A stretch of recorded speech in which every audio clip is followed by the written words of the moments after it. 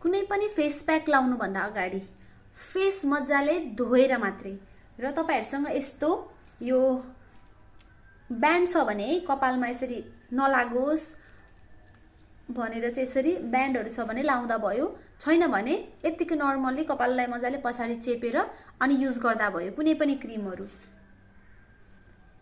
यो हो बीटरुटको face pack, beetroot, चिया सीड एन्ड मिल्क है। र तपाईहरुसँग यस्तो ब्रश छ एकदम ठीक छ, छैन भने हातले पनि लाउन सक्नुहुन्छ है।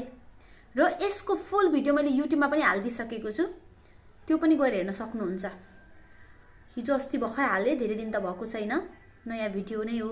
यो चीजहरुले अब के फाइदा गर्छ गर्दैन भन्ने विषयमा पनि मैले तपाईहरुलाई त्यसमा भरपुर मात्रामा भनेको छु, मजाले डिटेलमा बताएको छु। र यो सबै स्किन टाइपलाई युज गर्न मिल्छ, तर प्याच टेस्ट गर्न नबिर्सिनु होला।